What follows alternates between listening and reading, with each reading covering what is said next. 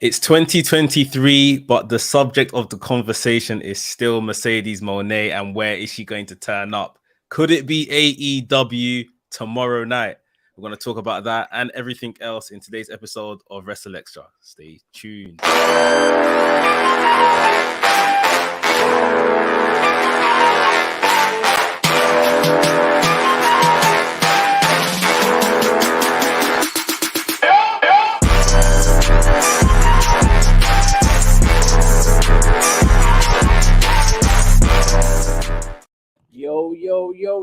Yo, this is WrstlXtra and this is 2023.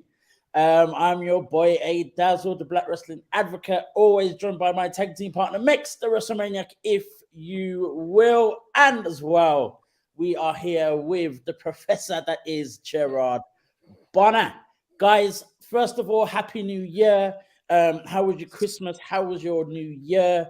How's your year started? Mex, I'm gonna go to you first with that one.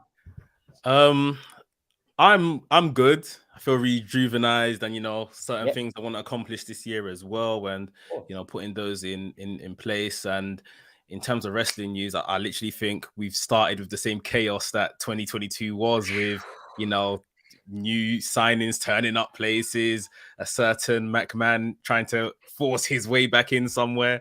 I think this year is going to be very, very interesting, and it's only been 10 days. So 10 days. Gerard, how are you? How was your Christmas? How was your New Year? What are you seeing for this year in 2020? Man, well, Christmas and New Year's were pretty cool. I was in Jamaica for Christmas, and I figured you guys would appreciate that. Yeah, man. And so so that was fun. My very first Christmas in Jamaica.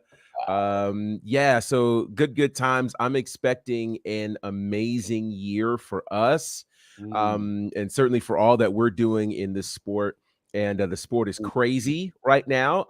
I really feel like, and we'll dig into some stuff, but I feel like the last 6 years have really been newsworthy every single year. And it seems like every time you think you've hit the most in 1 year, the next year goes top that. Right. So, so I think that's going to be kind of what we're looking at. I think it's going to be another crazy, unpredictable year, but we'll be here to bring it all to you. Wow, and this is what we're here to do. And the first thing we're bringing to you, of course, the year started with the anticipated arrival of a one formerly known as Sasha Banks to Japan. It was probably the worst kept secret of 2023, even of 2022, to be fair, because that's when the rumors all kind of started and kicked off, and we was expecting it. But it happened, and Mercedes Moné turned up at Wrestle Kingdom 17 to confront the IWGP Women's Champion Kairi, formerly Kairi Sane in WWE. Mix, how did you feel when you saw Moné come through those curtains, walk down the ramp, walk into the ring and do what she did to Sane and say what she needed to say? You know what? I was a big fan of her in WWE, and I still think there's unfinished business there, and I do think we'll see her back there one day. But it was almost like, as a fan of hers, like something left me. Like when she walked out, something good. Like I guess it's the stress of like, where is she and where's she gonna turn back up? It's like it had been alleviated, and we knew she was gonna be appearing in New Japan, and pretty much in the fashion she did straight after the women's match to challenge Kairi. And it's just awesome. Like, I think as well, coming into the new year and everything I was saying in terms of making resolutions and what you want to achieve, and what has actually become a very infamous podcast now, her and Stone Cold Steve Austin, that Broken Skull. A lot of stuff she said there has literally come to fruition within the last less than a year, 9 months maybe, in terms of what she wants to achieve, how much she values herself, how she won't be prepared to just be eating catering anymore. She wants to eat steak like Vince McMahon. She never knew she'd ever make it in WWE. Japan was her target. If not Japan, Mexico. We're literally watching someone's dreams play out, like exactly how they thought. you know, and it's quite commendable to kind of see that, you know, she's taken this bet on herself. It's not to say WWE probably didn't offer her something. We heard that they did. It wasn't up to what she wanted, and she's bet on herself and she's gone elsewhere. And here she was, you know, this woman gallivanting in Japan alongside her mates. I thought it was super cute to have like the likes of Naomi, Bailey flying in literally from, you know, just being on Raw to kind of support her in those moments. You know, I'm very happy for her. I'm happy that she's happy. Like I said, she's probably still got unfinished business in the West, in America, whether it's in WWE or maybe AEW. She might end up there. But yeah, all for just being happy and achieving what you want to achieve. So I'm good with it. Most def. And as always, with Mercedes, there's always kind of like, you know, the good and the bad when it comes to the reactions on Twitter and stuff like that. Not everything kind of went smoothly as she wanted to. You know, the little move that she pulled on Kyrie didn't quite go that great. You know, she's come out, you know, we're very used to the big pop being, you know, the thing that establishes or, you know, or cements your comeback. And obviously the Japanese crowd are a lot quieter, a lot more subdued. So a lot of fans, a lot of American fans and or from around the world were kind of playing it down a little bit. Gerard, how did you find those things there? So like, you know, the quiet crowd or the quieter crowd, should I say?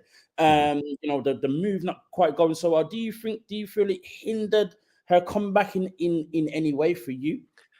Not at all. Not at all. I literally was up at 3:30 in the morning watching this as it happened and literally popped out of my bed because I knew this was going to be the second match.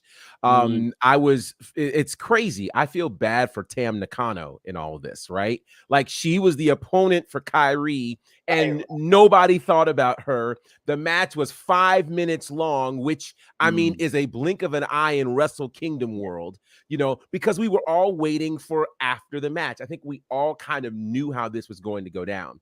None of those things ruined the moment for me, because for me, the moment was seeing Mercedes Moné show up somewhere outside of WWE. You know, rumors being what they are, truth be told, we don't know that a rumor is true until it actually happens.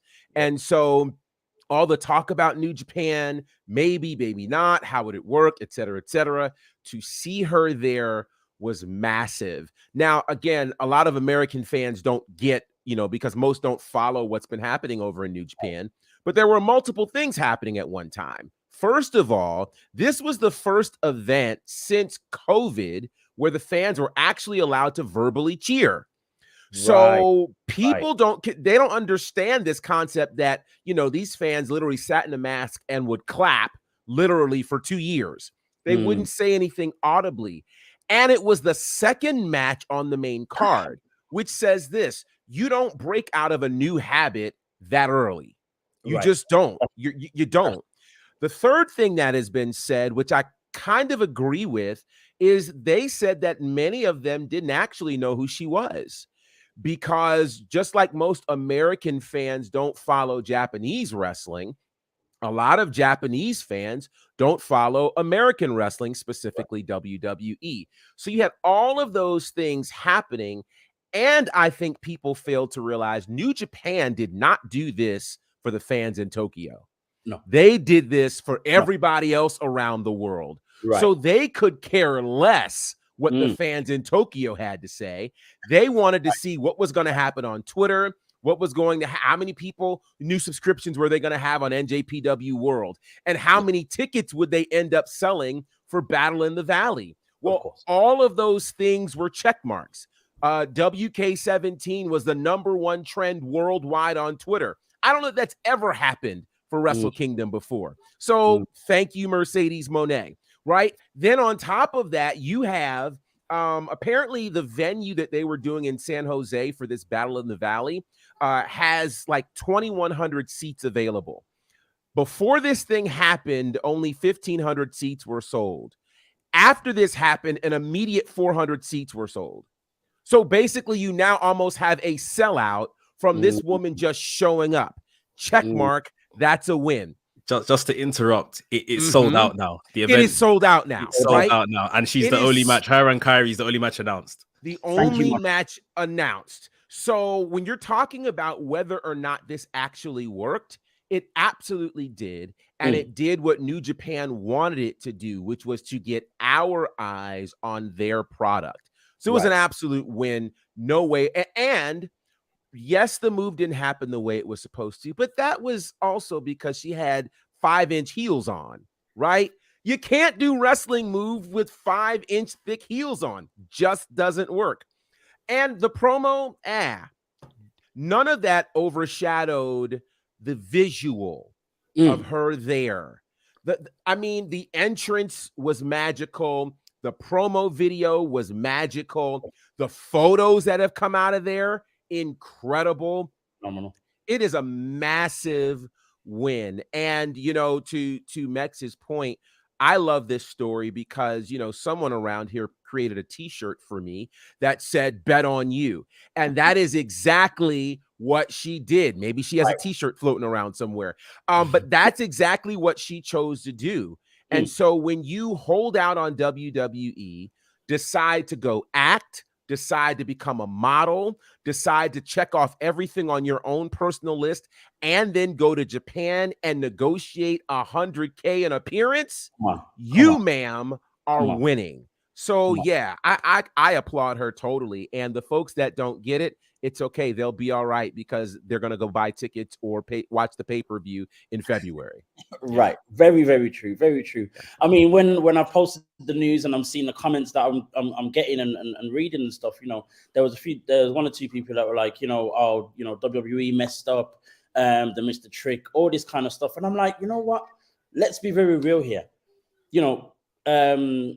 Mercedes could have stayed in WWE. I'm sure, there were many little things that probably needed to be negotiated and stuff like that, whether it be money, whether it be certain clauses and whatever else.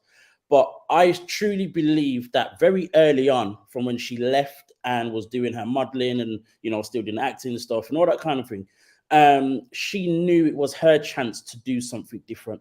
And as Mex has already said, in that podcast with Stone Cold, she already mentioned, Japan and Mexico were places she wanted to go and all this kind of stuff. And she knew for a fact that she could do this on her own terms. So I don't think it would have mattered how much WWE were offering her. I think she still would have taken this opportunity to do this now. I don't think it would have happened any better way at a later date. Even earlier, it was the perfect time for her to do it. And for me, this isn't a mess up by WWE. It's a strike for Mercedes. She's like, right, I'm going for this. This is my time. I'm going to negotiate, and I can negotiate a ludicrous amount of money. It's happened, and she's proven why with the tickets being sold out. There you go. Like there's nothing. It's almost like there's nothing else to prove. I don't care how the match goes. I don't care how long it is. I don't care who wins. I don't care how many botches there might be or there might not be. Right. She's done what she's there to do. And it doesn't really matter, what the fans think and how subdued the Tokyo crowd was, and whether the move went quite right and all the rest of it. She's done what she's needed to do and capitalized up in the most perfect way she possibly could. Like Gerard was saying, she has not been this is an acquisition for the Western audience. Right. Like for her first match in New Japan to be in San Jose in America. Exactly. If that doesn't tell you everything, exactly. You see what I mean? And we know that New Japan are on a mission for this Western expansion. They had a good go at it before the pandemic, and then the pandemic happened and AEW happened, which took a lot of those stars that were helping to bridge that gap. This is I guess a second attempt at it, and now they've forged that relationship with AEW, so it's only going to help. They're bringing New Japan Strong to an end, so I've heard this week, which is interesting with that move in mind. But she is literally a tool, like a marketing tool for them to have a foothold in America. And I think the sooner people see that and understand that, the better. And this is still someone that respects the culture, even though it is, for more of an American product, a Western audience.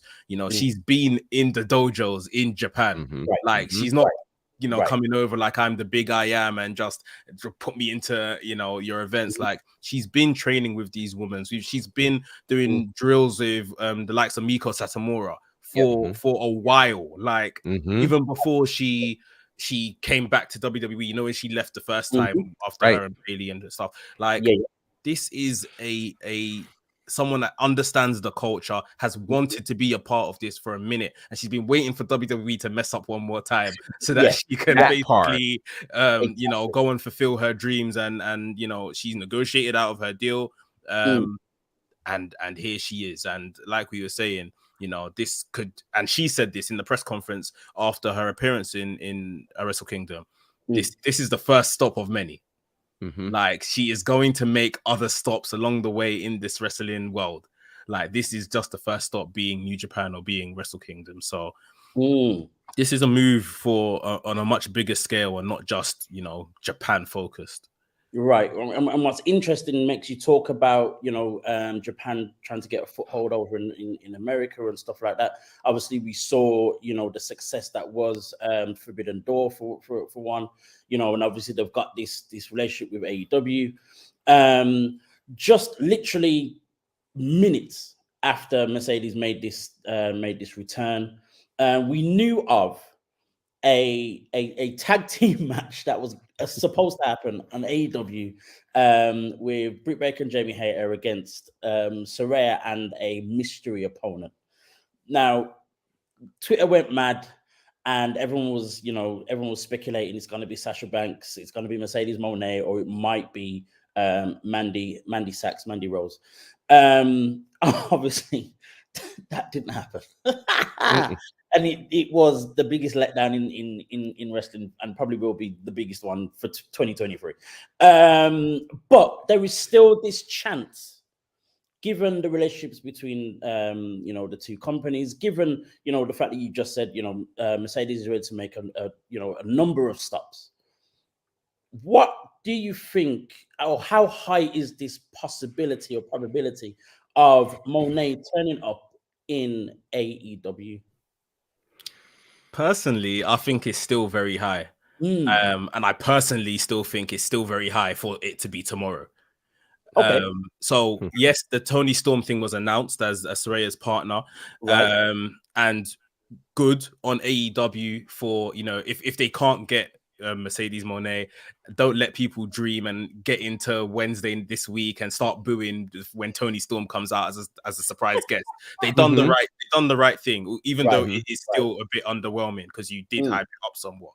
However, in the same segment, they've almost set up Saraya shunning what's her name?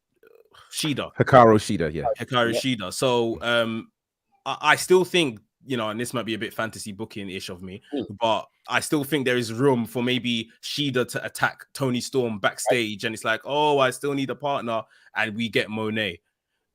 So I still think they could be called like a double bluff sort of thing. That would be nice. If it's not Wednesday, then with the relationship with New Japan, Forbidden Door, she will. If they do Forbidden Door 2, Mercedes Moné, they probably put the title on her, A Battle in the Valley in February. So come the time we have Forbidden Door in the middle of this year, if we get Forbidden Door 2, her versus an AEW Women's Champion, or something like her versus Shida or something like that could be incredible. And she can make her AEW debut indirectly that way as a New Japan talent. I still think it's very, very much on the cards, and her hinting that this is one stop of many, I think it only starts getting you just wondering about, okay, what are these other stops involved? Gerard, what are you thinking? Could there be possibilities of her in AEW and any other promotions, of any type of notoriety, even maybe some of the bigger indie promotions? I think it's going to get really interesting. I I think most of us are trained to think other stops as AEW because Right. in our head, that's the other big Only place. stuff. Right. But I think at the space that Mercedes is in, she's interested in competition and opportunity and money. Right. All three of those, right? And so I'm sure at least two of the three would have to check off of the list. If she shows up in AEW, and I think that's a bigger if than not, I'm of the mindset. Well, let me finish that thought. If she shows up in AEW, I don't see her showing up as a regular. I see her showing up as a special attraction, because if she stays for any period of time, they have to put the belt on her. This woman does not show up and just do random matches on a weekly basis. She's not fighting a number one contenders match. You're not putting her in the match with the brass ring and the ladder. Like, you're not doing that for her. She's Mercedes Moné. You're going to pay her to show up, and she'll be a mystery opponent to fight for a world title. So with that said, I actually think one of the reasons why they announced Toni Storm last week was to be able to completely kill the idea of Mercedes Moné because they couldn't get her. I think that's the case. And I think now, granted, I know they want that LA show to be big. And, there are enough factors right now in there that make it big. Saraya having a match is big because I think this is her first official match on Dynamite, so it's a big deal in and of itself. Toni Storm is a former world champion. I mean, you have a big situation there. I don't think that they want that idea of Moné showing up hanging over them right now, because that to Mex's point, it'll backfire. It'll backfire if she doesn't show up. So I think they tried to quell that. Where else she could show up? I easily see her showing up in Mexico. Yeah, easily. I mean, I think it's a bucket list thing for her that she feels like she has to do, that still has prestige for her. I think this will shock people. I think it'll shock the world if she shows up in Impact. And I know people would be like, would what? shock the world. It would shock the world. But Impact historically has had one of the best women's divisions in this business, historically. So I think for her, because here's what I think. I think she wants to show up somewhere and bring notoriety with her. Yes. That's what I think. AEW doesn't need that. New Japan, she could easily see how they build a whole lot around her. Impact, they'd build an awful lot around her. And again, she doesn't have to come in and be a regular. She can come in and do a one-off, show up like a Brock Lesnar would, and people would go nuts. Think about the pay-per-view buy rates that would go crazy if you managed to put together Taya versus Mercedes in an Impact ring. That's a dream. Do you see what I'm saying? I mean, or her and Tasha Steelz. There are possibilities in Impact that are must see more so than in AEW. So that's why I think, Mexico and Impact, and it would shock the world. It's very easy, actually. Now that you put it that way, it's very easy for me to think, because you've still even got Mickie James is on this, retirement tour thing as well. Can you imagine that? Moné was the last one. As much as she's facing Jordan Grace for the Knockouts Championship, Moné would still be a bigger match, would certainly be a bigger match than that. Absolutely. Sure. And as you said, you've got Taya, you've got Jordan Grace, you've got Tasha Steelz. There are options right there. It would be crazy and quite easy to do as a kind of like a one-time thing. In AEW, again, yes, it would have to be a short-term, maybe some short-term program. She wins, the AEW championship maybe, and she's there for a couple of months maybe. And then obviously, Mexico again is one of those kind of one-off Triple Mania maybe, or one of those shows. It's very easily done. So she has so many options that obviously she definitely wouldn't have had if she stayed and returned to WWE. I don't think there would be much for her to do in WWE if she stayed. We've got Bianca Belair's doing her own thing. Charlotte's come back. Ronda Rousey, let's get rid of her. Who else is, you got Becky Lynch and Bayley, of course, but then she's done that. Right. A feud between any of them would be great. Of course it would, but it's been done. So then what else is there for her to really do that's going to feel like she's making a difference? It's not really going to happen in WWE. So she's made the perfect choice and given herself, the say-so in what she does from now on. She mentioned very, very early on, there's a strong chance we'll see her back in WWE. How long do you think this time away will have to be, or will be?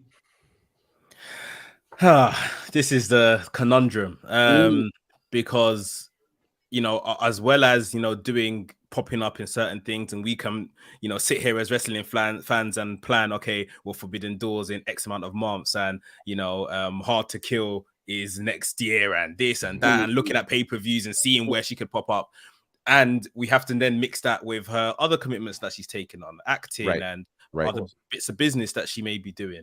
So you can never really tell how long this will take and how long it takes to get this out of her system. Yeah, that part. They always kind of say, oh, people go away, and they said this with Moxley. I remember them saying with when Jonathan Goodman left that this is just an itch he wants to scratch, and he'll come back, and he ain't coming back. But someone like Mercedes could be more inclined to come back. I believe her husband still works in the company backstage, so it could still be some time, some years, but to be honest, it's only gonna make her shout for the paycheck she wants, bigger. Right. When it is time to go back, it's like, okay, what are we doing? The ball's in her court. How are you bringing me back in? What's the creative looking like? What's the paycheck looking like?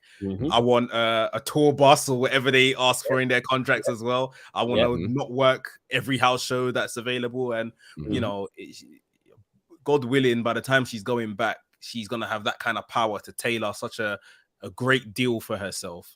She would have deserved it. But I still think we're a couple years now that we're getting into motion. We're a couple of years off that. Yeah, for sure. Hopefully she'll come back in almost like this Brock Lesnar situation, to where it's like 5-6 appearances a year, if that. With a ridiculous amount of money, and she'll have done whatever she needed to do in order to get there, if we get back to that. Now, the other thing that is very tightly connected to Mercedes Moné is obviously now the situation with Naomi. Now, there has been talk that she's, possibly returning very soon to WWE. Gerard, do you think this is her best move? Does she have other options? Is this her only option? And how does she come back? This is a tough one. It's tough because, I have to say this very carefully, but I think the way it's always been when you've looked at Naomi and Sasha, I think people have generally looked at Sasha as the bigger star, and I put that in quotes. Not that Naomi isn't a star, but what's scary to me is I think Naomi has discovered her star since leaving WWE. So the question now becomes, A, what are you willing to pay me? Right. But just as important is, how are you willing to position me?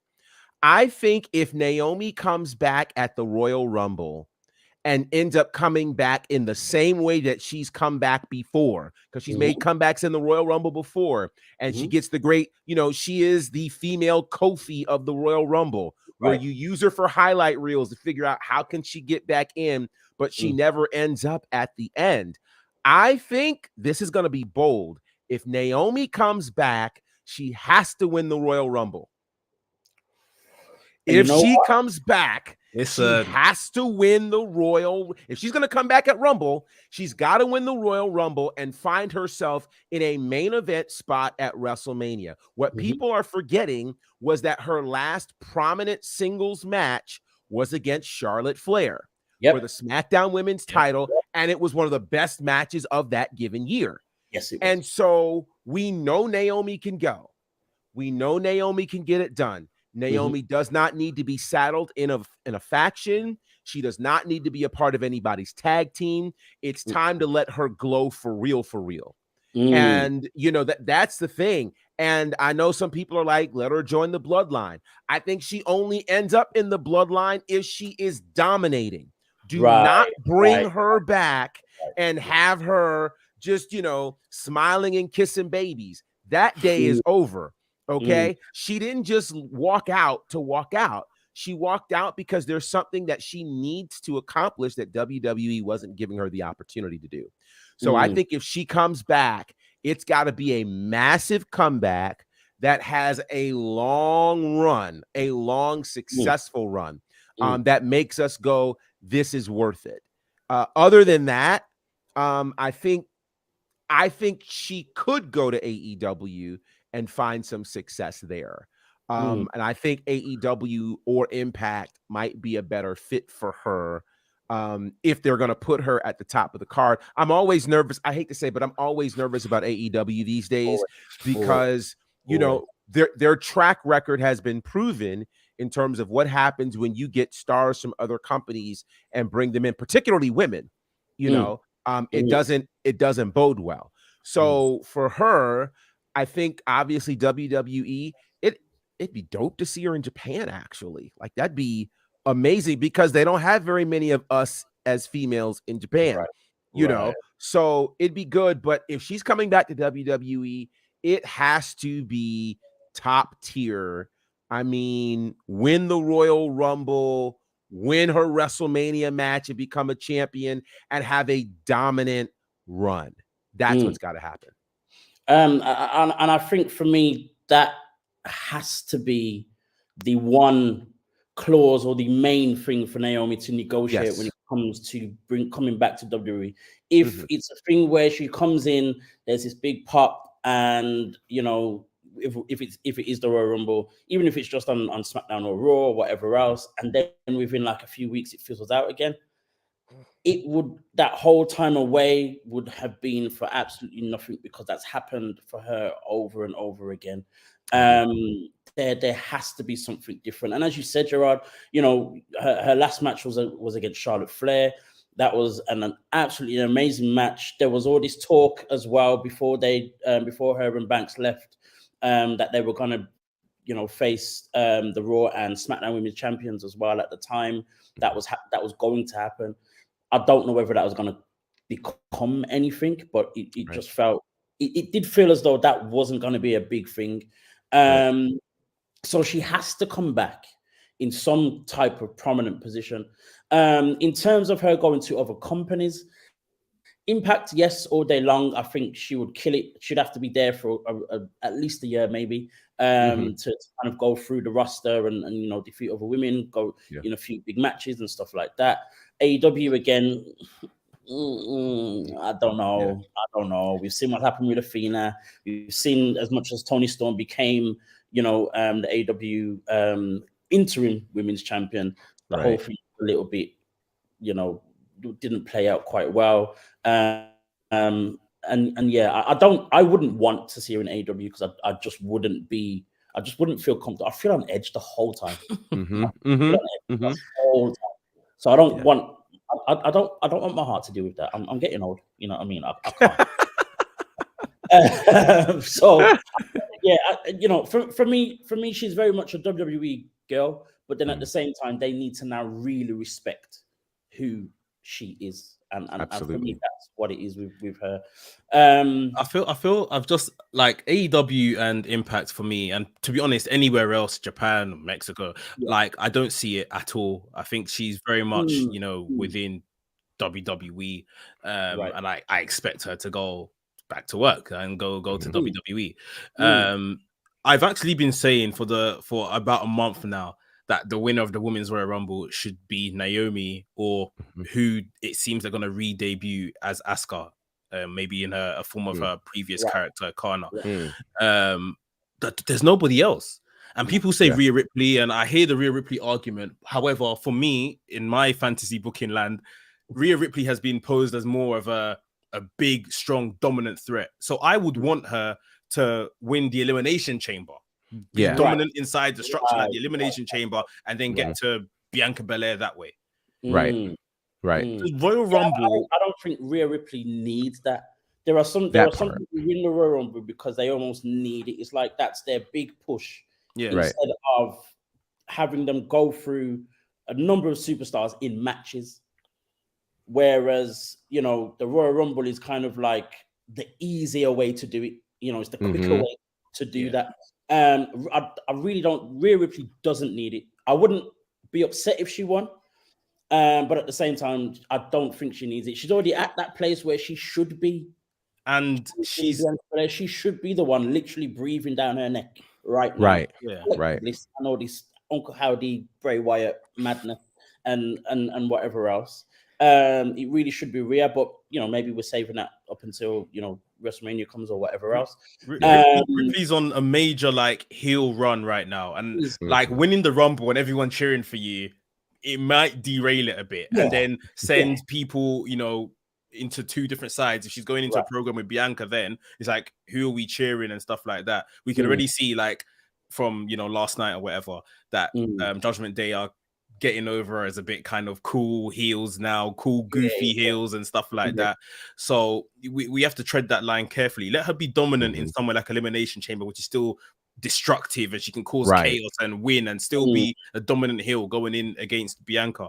Like, Naomi should come back, and if they are brave, if they have to be brave and trust her and book it, you know, I wouldn't even half mind, because it looks like Charlotte Flair is going to be a face character now, which I'm intrigued to see, to be honest. It's something different that they haven't done with her. Like, I don't even mind if, obviously, the night Naomi does return at the Rumble, she gets the big pop and plays into it and wins the Rumble, and the first night back on TV, she turns. And it is more like a thing where, well, you guys weren't shouting my name. You're all supporting my friend that's killing it in Japan now. But you know, you didn't support me. Who was asking for me? And it's almost like that bitter, like, where was my fans and all of that kind of stuff. And then she goes after Charlotte that way. And like Gerard said, she beats Charlotte for the title at WrestleMania. Like, do something different with her character if you think the glow thing is, you know, played out, or, you know, past its sell by date. You know, the fact that they didn't see any value in Sasha Banks anymore, and they said that Sasha Banks is, you know, basically we've reached our peak. She's peaked. Like, what are you talking about? Like, but there is still, you know, I always think it's a crime that the likes of Naomi's been in WWE for like 11 years now, maybe, and held the title twice. Like, that's just a crime, man. Like, fix the situation, and this is your opportunity to. It has to happen now. There needs to be that level of respect, and, you know, for Naomi moving forward when she returns. Because as Mick said, I don't really see her being anywhere else. Impact could work, but I don't really see her being anywhere else apart from in the WWE, and it just needs to be done the right way. Moving on from this one, but keeping with this whole thing where, you know, we've when it comes to Naomi, we've talked so many times about her, you know, being part of the bloodline. You know, way back we were talking about her being part of the Hurt Business. Speaking of the Hurt Business, we have now seen this direct interaction now, finally, with MVP and Bobby Lashley. It happened backstage on Raw last night. You know, MVP was the one that kind of negotiated with Adam Pearce to get, you know, to lift Bobby Lashley's suspension a little bit earlier and all this kind of stuff. But then Bobby Lashley has turned down MVP's offer to join the Hurt Business. MVP has already mentioned, you know, that he's kind of got Shelton Benjamin and Cedric back on side, even posting a little reel where we had the two of them behind him. He sent that directly to me as well. I was like, all right, I got to post this then. All right, fair enough. Wow. So, you know, we're seeing that happening. It's very clear that we're going to get this Hurt Business comeback. But we're going to have to wait a few weeks for Bobby Lashley to change his mind, or for somehow, some way. Now, I believe we're seeing some kind of friction with the bloodline. Do you feel that that's the way that, you know, Bobby Lashley has to bring in the numbers, and that's how we're getting the Hurt Business comeback? Good, Gerard. I actually think it's going to be a frustration around this U.S. title. I think it'll be a frustration around that and all things Adam Pearce, where he finally realizes, you know what? I've been the nice guy. Nobody's coming to help me. All of this nice stuff hasn't, because think about it. He's already started being the aggressive Bobby Lashley that was in the Hurt Business. Now it's just, let me go back, to my roots. Let me go back to being myself, because there's no reason that an Austin Theory should ever beat a Bobby Lashley, right? And so if some kind of foolishness happens around this U.S. title, where now he goes, okay, it's time to get the band back together, because when the band was together, I had the U.S. title. Then, I had the world title. Like, so I think we're seeing the seeds there. And I don't know if it's going to be, I don't think it has to be attached to the bloodline. I think there are a number of other things that are potentially happening around this U.S. title picture that could make it the thing where it may not even be gangs against him.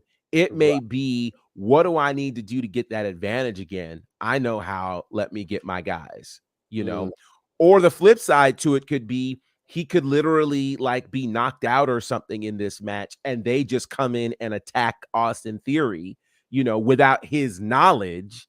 And then he wins the title and is just like, what happened here? And then finally figures out, oh, welcome home, guys. Have we had that before? We've had that before with the Hurt Business, right? Or was that the way they broke up, to where he was in a match and they interrupted and he didn't necessarily like it, and then they interrupted and it didn't work, and then it ended up causing them to break up. So I think it could cause them to come back together. But either way, I got excited when I saw that. Like, I'm just like, oh my God, it's happening. Triple H is writing another thing. Thank you, sir. Please do it as long as you can. Please. I want it to happen so bad, but I'm just trying to think of the dynamics. Obviously, Omos is probably someone that joins them if they've got room for him. And I'm thinking of, obviously, young blood in Carmelo Hayes down in NXT. Like, how do we get him involved? Because I would love to see him involved. But it's like, who is like, we got the heavyweight guy in Bobby Lashley, but he's treated like the mid-carder going after the US title. And then Carmelo should be that guy in the middle chasing those mid-card titles. So the dynamics are a bit off. Maybe they don't maybe it's just the original guys, the original band getting back together. It'll be interesting to see, but they need to do it. I think something that could happen, maybe over a little bit of a long period, maybe in a short space of time, to be honest, is they get back together as the originals, the original four. And then whether it be Bobby or MVP decides that either Cedric or Shelton just don't fit anymore, they get rid of them and then bring in someone new. That someone new being, could be Carmelo, it could be one of the Street Profits, probably both. There are actually a couple of guys that could be, whether it be Carmelo and Trick Williams or just one of them. I think for me, that would kind of be a nice way to do it. To bring someone in straight away, or as part of this new Hurt Business, or reformed Hurt Business. I can't think of how they would do that when we're not seeing it happening at the moment. I think we'd have to see something happening now before they actually reform completely. But who knows over time. But at the same time, I still feel as though they've still got plans for Carmelo in NXT at the moment. There still looks like something's still happening with him. So hopefully that's an NXT championship. Until then, I don't know. Yeah, it feels like they've been hinting at some things with Carmelo. Carmelo, once we came into this year, it's the first time we've actually heard him mention the NXT championship. He hadn't uttered those words this whole time. So that made me think, oh no, there are plans for that. The other thing that we haven't talked about, but that could end up being an opportunity for Lashley is this. Did you guys notice on Raw last night? It was the first time since May that they mentioned the Raw Tag Team Championships. Yeah, it looks like they split them. So I found that to be very interesting, which maybe I'm just extrapolating too far, but perhaps that also means we'll now start the talk of the separation between the WWE and the Universal Championships. If Right. that happens, we now can throw Lashley potentially in that world title picture again, Yeah, which sure. then kind of rights this whole ship when it comes Mm. to the Hurt business. So that's another possibility as well. A lot of possibilities. Which, how crazy could this be? If indeed that's the case, then come WrestleMania, we may not have a defense of the undisputed championship. We might have Roman or whomever defending both titles, one each night, and that could make Oh, way for Lashley to that would come be in and fight for the title. interesting. Actually, that would be It would, interesting and very doable. Actually, yeah. both titles over 2 nights. Mm-hmm. That They've would be. spoken about it. They're trying to figure out a way how to do it. That's the thing. It's like this way that they've done the tag team, I think, is incredibly lazy. Oh, You've yeah. been calling it the undisputed Very, title. Now all of a Mhm. sudden you mentioned just the Raw tag team titles It was last so night. weird. And then when the Judgment Day had the face off with the Usos were holding both titles, but they only But then held they up only the held Raw up the one. Raw. Yeah, yeah, Right. yeah. Right.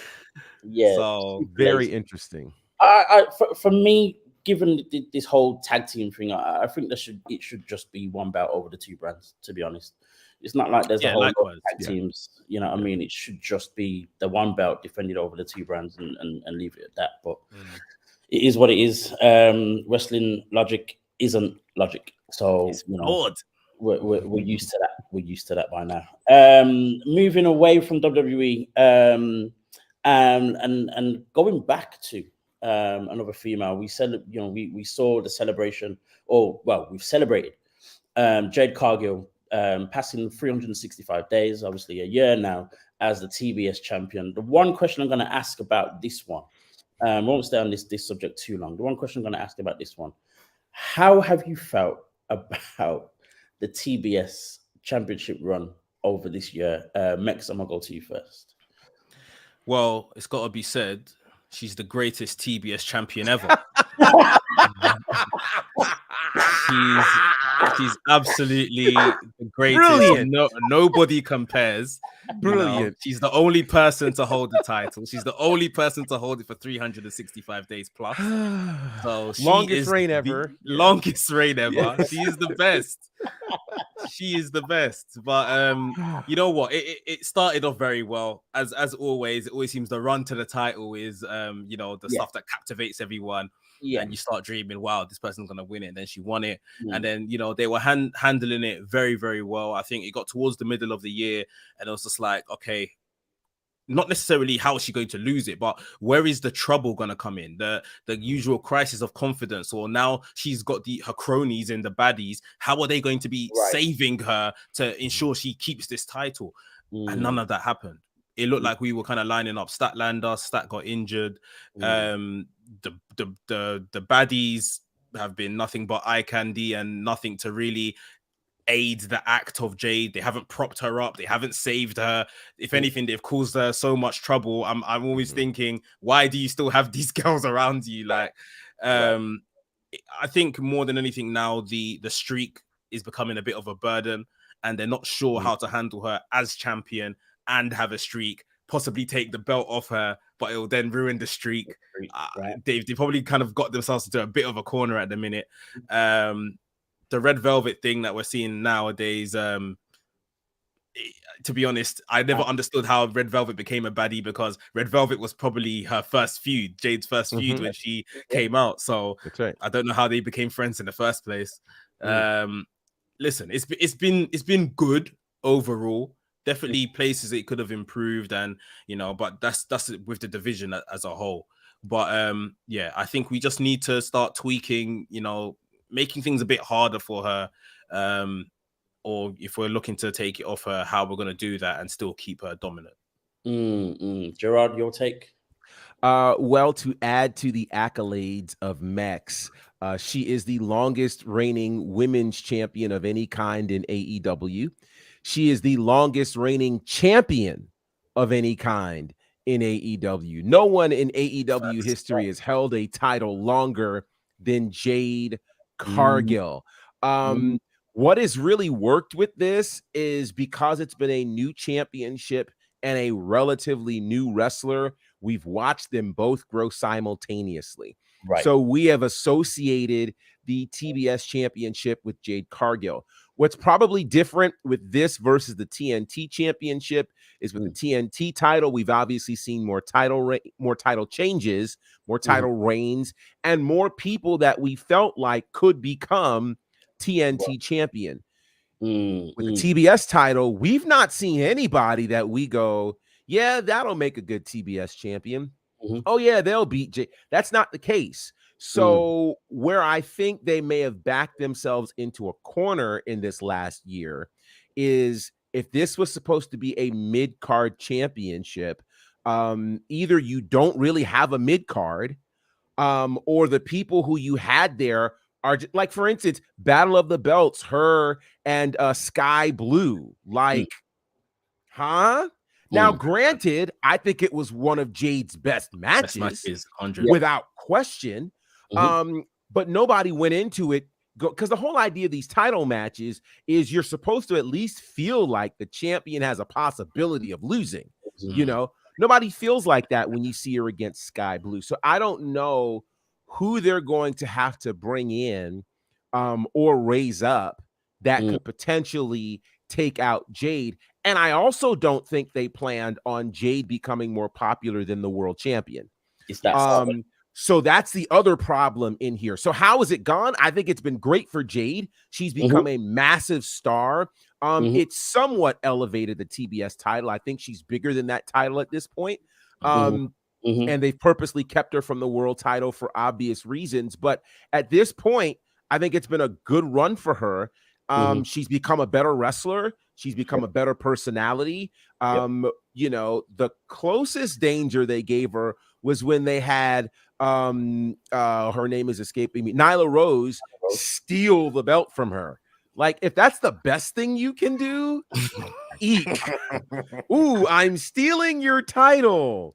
Right. Wow, that's a threat. You know, and then she's got to come in and why can't y'all get my belt back for me? So she's knocking down, you know, male security guards to get her belt back. The great way to make her look weak against a woman. Not going to happen, right? So Jade is a special commodity. And I think if anybody else had that TBS title, they would have lost it for sure in these 300, long time ago. So I think it's been a great run for her. And I don't see it ending anytime soon. No, and that's the thing. It's been a very weird year. In terms of like the way it's all flowed, Jade has definitely made the most of her opportunity and the situation. But you know, as we've just mentioned already, like we've gone from Jade being green, given this new championship, to then becoming bigger than the world, the women's world champion. And then becoming bigger than the belt she's holding. That is just weird. It is very different. And again, it's testament to Jade herself. Absolutely. Most definitely, again, for making the most of her opportunity. But now it's, as Mick said, it's this conundrum where, you know, she's got this streak, she's got this belt. She has to lose both of them in order to move on. Right. It's not the easiest way to go. There's no one to kind of, you know, put in that place or that we believe should be there, or is believable to beat Jade. So we're struggling a little bit. She will hold it for a little longer, but for me, one of my predictions for 2023, I do actually see her winning the AEW Women's Championship. I do see that. How it's going to happen, I have no idea whatsoever. But I do see that happening, or it needs to happen. You see her winning the title this year, the women's championship this year? Yeah. At some point, I do. I almost feel as though it needs to happen, like for both Jade and for the women's championship. How they do it, whether they do, is another thing. But I just feel as though, for me, the only person for me that will bring, not necessarily a prestige in the sense of like a technical wrestler, blah blah blah, but just a to bring the star power to the women's championship. There's only her. I mean, I think I agree. Mm-hmm. I agree that she needs to be elevated to that level. Right. Is it a bit soon? Possibly. Possibly. I'm just thinking who else is there in AEW that could win. Like right now, the way Jamie Hayter is moving, I can't even see her lose. Hayter's moving mad. Right. She's nuts with it. So I Mm-hmm. don't even see how she's gonna lose it. And now we're talking about two heel champions. Who's the face that can challenge either of these women? I mean, I think a lot of us have said that Willow Nightingale should probably be the person they build up to beat Jade, maybe. Like we said, Statlander was in the plans, but injury. A Ruby Soho, maybe. Wouldn't be my first choice. But for the women's title, to be honest, they might have to take that off for Jamie Hayter in like a multi-woman match or something where she's not pivotal. Yeah. But at the same time, you could have this whole thing. Obviously, the crowd are so behind Jamie Hayter at the moment. She could turn, face within time with, Britt Baker maybe turning on her or something like that. Yeah, that's then true. Jade not having a championship, Jade's the one that comes in as the heel. Yeah, that's true. That's a possibility over time. It's not going to happen overnight. It's not going to happen in a couple of months. That's over time. So maybe that. To move away from this, just to make sure I throw this one in because it needs to happen. PWG, Wrestling Guerrilla, had their Battle of Los Angeles over the weekend. A 2-night spectacular tournament of some of wrestling's rising stars, and one of our favorites, Michael Oku, made his bowler debut. He was knocked out in the first round, unfortunately. But at the same time, he was given this, this ovation from the fans. And you have to understand as well, this isn't WWE fans. This isn't NXT in the little gym. This is like the crazy, hard to please fans of Los Angeles as well. And the PWG faithful who cheered a guy after he lost, someone that they don't even know, throwing in money and chanting his name as well as please come back. Yes. This is the OJMO, Michael Oku from London. A very humble guy doing his own little thing. A very humble guy that kind of just about somehow, got this 5-star rating from Uncle Dave when he faced Will Ospreay. It was almost a year ago. Champion 29th last year, I believe. And then that was night one. Then night two, the big surprise of the evening. The Jericho Appreciation Society turned up at PWG, full whack, all of them, every single one of them, all in gold, glitter, and all the rest of it. Brilliant. It was amazing, perfect to who and what they're about. But then at the same time, this little young Nigerian kid somehow managed to steal the show in the sequence with the man himself, Chris Jericho, where he turned what they had this very crazy slow motion slap thing go on. And then Chris Jericho eventually put him into the walls of Jericho. Oku's reversed it and turned it into his patented half crab, which was just a phenomenal scene to see. As I said, this young Nigerian boy from London facing, one of the greatest ever in Chris Jericho and stealing the show. And again, people go away talking about the JAS as a surprise act on over the weekend. Mike Bailey winning the tournament, but then also Michael Oku.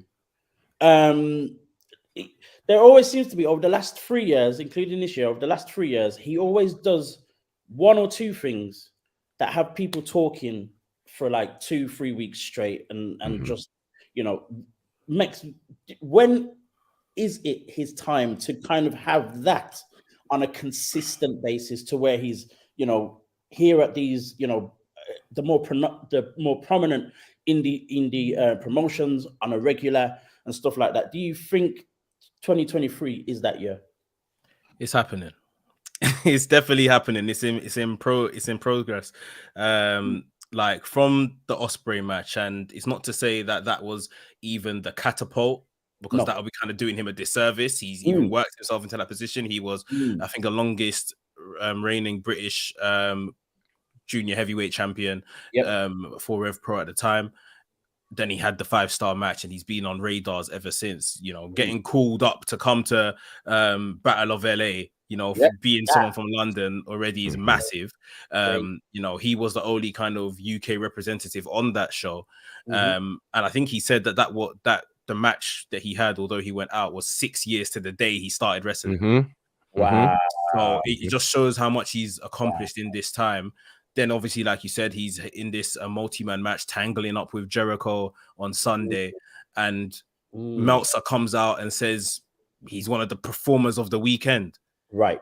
Like, and we already know PWG with you know, I guess it's Excalibur's promotion, or he's got ties with it. It's already on the radar now of AEW. Right. You know, you never know where life leads you. Don't be surprised if you see Michael Oku doing darks and dark elevations to start off if he comes in. I know he's got plans to be in LA over WrestleMania weekend. Probably get some bookings there. So listen, it's a lot coming very soon, but he is more than ready for it. And you can see with every opportunity that's coming, he's knocking it down and he's stealing the headlines. Fantastic storyteller. Like, I can't believe when you watch his matches, especially live, you're just engrossed. Like, such a great storyteller. And yeah, definitely more to come from him. Gerard, obviously you're there overseas in the US. How much do you know of Oku? How much have you got to know of Oku in recent times? So it's funny, when I think about the breakout match that he had with Will Ospreay, it kind of reminds me of another breakout match that happened with Ospreay and Ricochet. You know, and I think we all have those moments where you see those matches and you go, that guy right there. You know, when it was Okada and Omega in that Wrestle Kingdom, you know, several years ago, where a lot of us went, whoa, I need New Japan in my life now. You know what I mean? Like, it was all of those things. So I think we're at a really special moment right now for Michael Oku. For him to get the call for Bola, to be in the ring with Chris Jericho. I don't think people understand that's the first independent match Jericho has done since 2019, where he showed up at Southern Honor. You know, and before that, he hadn't done an indie match in 25 years. So for Jericho to be able to go, yeah, I'm coming to this, I'm bringing my crew, and we're going to make sure that we're in a spot, that says an awful lot about Michael Oku. And so for me, my radar is way up. And I'm sure that both AEW, WWE, all of those spaces are looking, especially now with WWE once again, you know, courting independent wrestlers and the like, you know, and then there's the potential of NXT Europe, whatever that's going to look like. I think the world is about to be very open to Michael Oku, and that is really exciting. And so for me, like, I'm literally following the guy, trying to check out what is his next move, because you're making this kind of noise. I feel like this, as long as he is mentally and emotionally prepared for everything that could potentially come with this, he could really have the breakout year this year. The thing that we've seen with other wrestlers is they are amazing in the ring, but if they can't handle the emotional and mental pressures that go with it, they fizzle out just as fast as they rose to prominence. So as long as he has systems in place to be able to handle those things, 2023 is going to be special for him. And you know, as you said, you know, this breakout year, and I honestly thought it was going to happen last year, especially with it starting with that 5-star match. And yes, he did. You know, he made progress. It's not a, you know, it's not a thing where he fizzled out or, you know, got lazy or anything else, because he had matches in the US around summertime as well, defending his Rev Pro Cruiserweight Championship as well. So, you know, he's made progress. But I think for me now, this year has to be that year where there's more consistency to it. There's more, we're talking about him a lot more often. Not once or twice a year. We're doing it once or twice a month. You know what I mean? And I think he's ready for that.